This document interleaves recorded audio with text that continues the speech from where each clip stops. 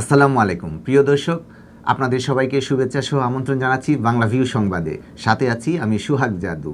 প্রথমেই শিরোনাম। মৌলভীবাজারে ভয়াবহ অগ্নিকাণ্ড, অগ্নিদগ্ধ হয়ে একই পরিবারের 5 জনের মৃত্যু। সিলেটের যোগাযোগ ব্যবস্থার উন্নয়নে পররাষ্ট্রমন্ত্রীর মেগা প্রকল্প বাস্তবায়নের পর পর্যটন শিল্পের বিকাশের পাশাপাশি এগিয়ে যাবে শিল্পায়নও। আদালতের নিষেধাজ্ঞা অমান্য করে এলাকার নাম পরিবর্তনের অভিযোগ এনে আলোচিত শিল্পপতি রাকিব আলীর বিরুদ্ধে স্মারকলিপি। টাকা পরিশোধের 16 বছর পরও ফ্ল্যাটের রেজিস্ট্রেশন পাননি শাহজালাল উপশহরের মাল্টিপ্লান সিটির ফ্ল্যাট মালিকরা। কোম্পানির মালিক মুশফিক আলীর বিরুদ্ধে প্রতারণার অভিযোগ। হবিগঞ্জের বাহুবলে গাড়ি চাপায় 2 সিএনজি অটোরিকশা চালক নিহত।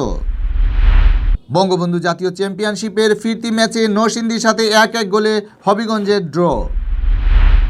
বিএনপির প্রতিষ্ঠাতা জিয়াউর রহমানের 85তম জন্মদিন উপলক্ষে স্পেনের মাদ্রিদে আলোচনা সভা। দেশে ফিরছেন নেপালে নিযুক্ত বাংলাদেশ রাষ্ট্রদূত আব্দুল মুতালেব সরকার। সেবা কার্যক্রম চালু রাখতে দূতাবাস কর্মকর্তাদের নির্দেশ।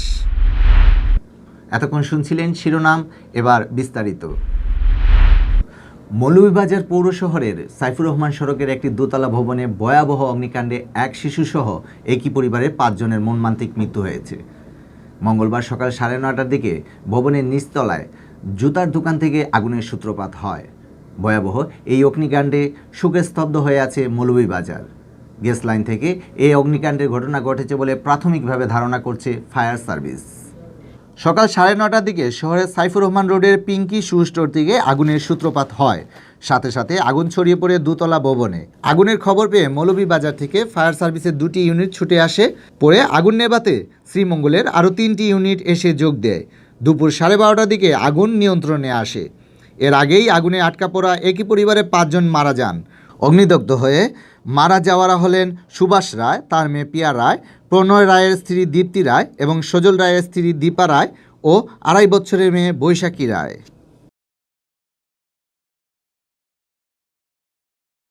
সিলেটের যোগাযোগ ব্যবস্থার উন্নয়নে ব্যাপক কর্মযজ্ঞ হাতে নিয়েছেন পররাষ্ট্রমন্ত্রী ডক্টর A.K. আব্দুল মোমেন। বদলে দিতে যাচ্ছেন সিলেটের সড়ক, আকাশ ও রেল ও নদীপথ। আগামীর সিলেট স্লোগানে তার দেখানো উন্নয়নযজ্ঞে ঠাঁই পেয়েছে এসব প্রকল্পগুলো বাস্তবায়িত হলে সিলেটের যোগাযোগ ব্যবস্থার উন্নয়নে তৈরি হবে নতুন মাইলফলক। পর্যটন শিল্পের বিকাশের পাশাপাশি এগিয়ে যাবে এই অঞ্চলের শিল্পায়নও, এমনটা মনে করছেন সংশ্লিষ্টরা।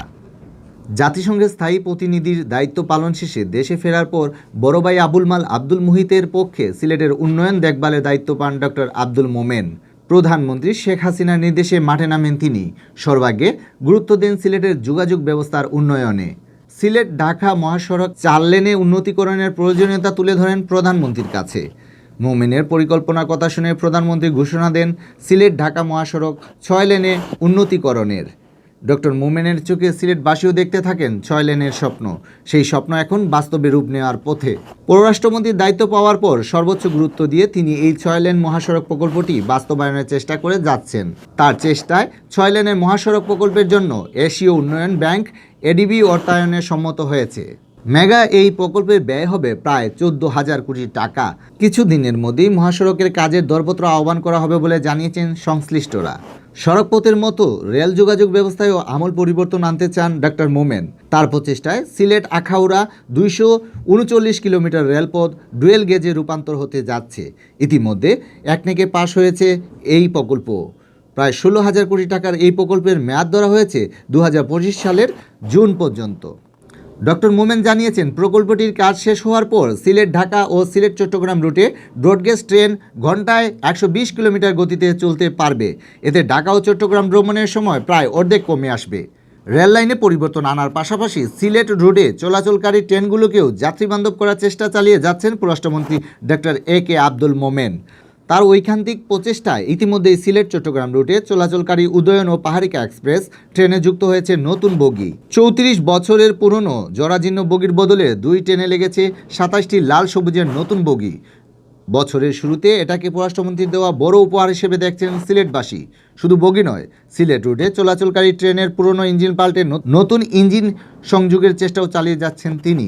শীঘ্রই ইঞ্জিনগুলো বদল হবে বলে জানিয়েছেন রেল সংশ্লিষ্টরা। আকাশপথে সিলেটের যাত্রীরা সেবার মান বৃদ্ধিতেও মেগা প্রকল্প হাতে নিয়েছেন ডক্টর আব্দুল মোমেন। এতদিন কাগজে কলমে আন্তর্জাতিক তকমা ব্যবহার করা ওসমানী বিমানবন্দর এবার পূর্ণাঙ্গ আন্তর্জাতিক বিমানবন্দরে রূপ পেতে যাচ্ছে। বিমানবন্দরে চলছে প্রায় ৩,০০০ কোটি টাকার উন্নয়নযজ্ঞ।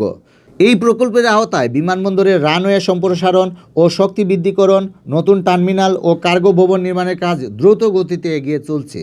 সিলেট থেকে মধ্যপ্রাচ্য, ইউরোপ ও আমেরিকার বিভিন্ন দেশে সরাসরি ফ্লাইট চালু করতে ওসমানী বিমানবন্দরে যুক্ত হচ্ছে আরও 4টি বোর্ডিং ব্রিজ। ইতিমধ্যে ডক্টর মোমেনের উদ্যোগে বিমানবন্দরে যাত্রীদের জন্য ফ্রি ওয়াইফাইও চালু করা হয়েছে। যাত্রী সেবা নিশ্চিত করতে পুরো বিমানবন্দরকে আনা হয়েছে সিসি ক্যামেরার আওতায়। সড়ক, রেল ও আকাশপথের মতো নৌ যোগাযোগ নিয়েও ভাবছেন মোমেন। সড়কপথে যানবাহনের চাপ কমাতে পণ্য পরিবহনে তিনি নদীপথকে গুরুত্ব দিতে চান।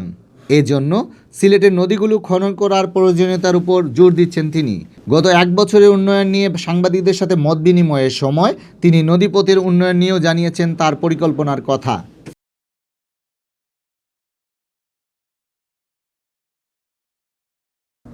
আদালতের নিষেধাজ্ঞা অমান্য করে এলাকার নাম পরিবর্তনের অভিযোগ এনে আলোচিত শিল্পপতি রাকিব আলীর বিরুদ্ধে স্মারকলিপি দেওয়া হয়েছে। তালিপুর পঞ্চায়েত কমিটির পক্ষে মঙ্গলবার সকালে জেলা প্রশাসকের মাধ্যমে স্বরাষ্ট্র মন্ত্রণালয় বরাবরে এ স্মারকলিপি দেওয়া হয়। স্মারকলিপিতে উল্লেখ করা হয়, প্রায় 700 বছরের প্রাচীন তালিপুর গ্রামের নাম পরিবর্তন করে রাকিব আলী তার নিজের নামে গ্রামটির নাম রাকিবনগর করার অপচেষ্টা চালান। এ নিয়ে এলাকার লোকজন আদালতের আশ্রয় নেন। উচ্চ আদালত তালিপুরের পরিবর্তে রাকিবনগর নাম ব্যবহার না করতে অন্তর্বর্তীকালীন নিষেধাজ্ঞা জারি করেন। সুপ্রিম কোর্টের পূর্ণ বেঞ্চও মামলা চূড়ান্ত নিষ্পত্তি না হওয়া পর্যন্ত রাকিবনগর নাম ব্যবহারের উপর নিষেধাজ্ঞা দেন। কিন্তু রাকিব আলী আদালতের নিষেধাজ্ঞা অমান্য করে তার বিভিন্ন প্রতিষ্ঠানে রাকিবনগর নাম ব্যবহার করে যাচ্ছেন। এ ব্যাপারে রাকিব আলীর বিরুদ্ধে ব্যবস্থা নিতে স্বরাষ্ট্র মন্ত্রণালয়ের হস্তক্ষেপ কামনা করা হয়। স্মারকলিপিটি গ্রহণ করেন অতিরিক্ত জেলা প্রশাসক মোহাম্মদ আসলাম উদ্দিন। স্মারকলিপি প্রদানকালে উপস্থিত ছিলেন বৃহত্তর তালিপুর নাম ঐতিহ্য রক্ষা পরিষদের আহ্বায়ক কবি লায়েক আহমেদ নুমান, বিশ্বনাথ উপজেলা মুক্তিযোদ্ধা কমান্ডার ওয়াহিদ আলী, তালিপুর পঞ্চায়েত কমিটির প্রধান মাসুক মিয়া, আওয়ামী লীগ নেতা তাজুল ইসলাম তাজু সহ এলাকার গণ্যমান্য ব্যক্তিরা। টাকা নেয়ার 16 বছর পেরিয়ে গেলেও ফ্ল্যাটের রেজিস্ট্রেশন পাননি শাহজালাল উপশহরের মাল্টিপ্লান সিটির ফ্ল্যাট মালিকরা। কোম্পানির মালিক মুশফিক আলী রেজিস্ট্রেশন করে দেওয়ার নামে সময়ক্ষেপণ ও প্রতারণা করে যাচ্ছেন বলে অভিযোগ করেছেন ফ্ল্যাট মালিকরা। মঙ্গলবার দুপুরে সিলেট জেলা প্রেস ক্লাবে সংবাদ সম্মেলন করে এমন অভিযোগ করেছেন ফ্ল্যাট মালিকরা।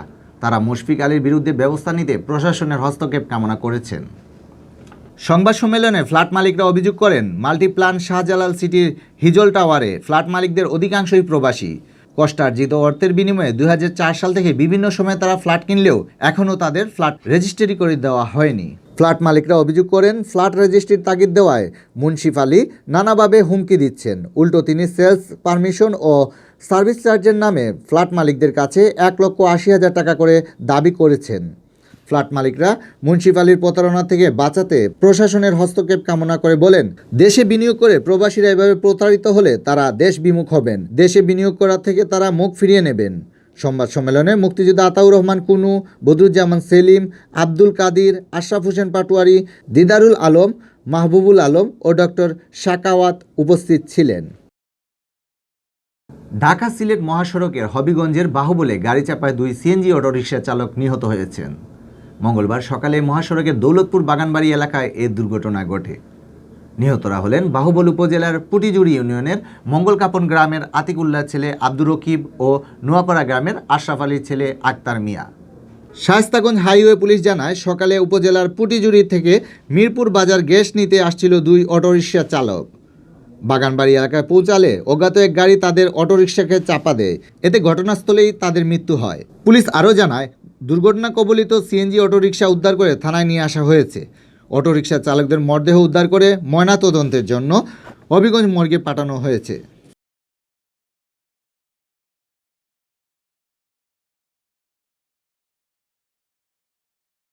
বঙ্গবন্ধু জাতীয় চ্যাম্পিয়নশিপের ফিরতি ম্যাচে নরসিংদীর সাথে 1-1 গোলে ড্র করেছে স্বাগতিক হবিগঞ্জ। মঙ্গলবার বিকেলে হবিগঞ্জ জালাল স্টেডিয়ামে খেলাটি অনুষ্ঠিত হয়। খেলার প্রথমার্ধ গোলশূন্যভাবে শেষ করে উভয় দল। দ্বিতীয়ার্ধে দুর্দান্ত 1 গোল করে হবিগঞ্জ জেলা দলকে এগিয়ে নেন স্ট্রাইকার মোহাম্মদ আকাশ। কিন্তু এর কিছুক্ষণ পরই নরসিংদীর দুর্বল শটে হবিগঞ্জ জেলা দলের গোলরক্ষকের ভুলে 1-1 গোলে সমতা আনে নরসিংদী। এরপর আর কোনো দলই গোল করতে পারেনি। 1-1 গোলের সমতায় শেষ হয় উত্তেজনাপূর্ণ এই ম্যাচটি।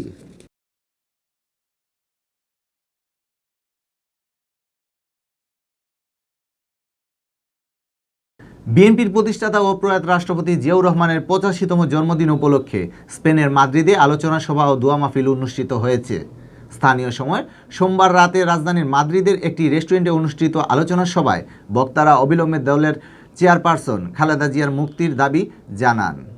খালেদা জিয়া মুক্তি পরিষদ স্পেনের আহ্বায়ক মাহবুবুর রহমান জন্টুর সভাপতিত্বে ও সদস্য সচিব জাকিরুল ইসলাম জাকিরের পরিচালনায় বক্তারা ঢাকা সিটি কর্পোরেশনের নির্বাচনে বিএনপির দলীয় প্রার্থীদের নির্বাচিত করার আহ্বান জানান। বিএনপির প্রার্থীরা নির্বাচিত হলে খালেদা জিয়ার মুক্তির আন্দোলন আরও বেগবান হবে।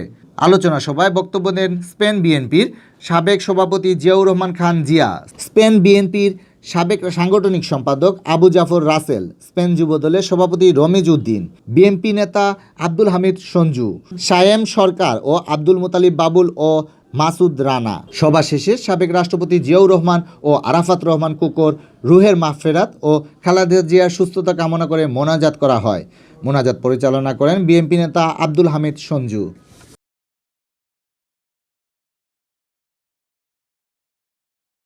দেশে ফিরে আসছেন নেভালনে নিযুক্ত বাংলাদেশের রাষ্ট্রদূত আব্দুল মোতালেব সরকার। নেভালনে বাংলাদেশ নৌবাহিনীর জাহাজ বিজয়ের উদ্যোগে আয়োজিত মেডিকেল ক্যাম্প উদ্বোধনকালে তিনি তার দেশে ফেরার কথা জানান। নেভালন থেকে সাংবাদিক মোহাম্মদ জুয়েল রানা জানান, এ সময় বক্তৃতা দিতে গিয়ে আবেগে আপ্লুত হয়ে পড়েন আব্দুল মোতালেব। এ সময় তিনি বলেন, দায়িত্ব পালনকালীন সময়ে তিনি প্রবাসীদের স্বার্থ রক্ষায় কাজ করে গেছেন, তাদের সুখ দুঃখের অংশীদার হওয়ার চেষ্টা করেছেন। তিনি দেশে ফেরার পর প্রবাসীদের কল্যাণে তার চালু করা সেবা কার্যক্রমগুলো অব্যাহত রাখতে দূতাবাস কর্মকর্তাদের প্রতি অনুরোধও জানান। রাষ্ট্রদূতের কান্নাজড়িত বক্তব্য শুনে চিকিৎসা নিতে আসা অনেক প্রবাসী ভেঙে পড়েন, তাদেরকেও নীরবে চোখ মুছতে দেখা যায়। এতক্ষণ দেখছিলেন বাংলাভিউ সংবাদ। রাতে প্রচারিত হবে সিলেটের আঞ্চলিক ভাষায় সংবাদ। দেখার আমন্ত্রণ, সাথে থাকার জন্য ধন্যবাদ।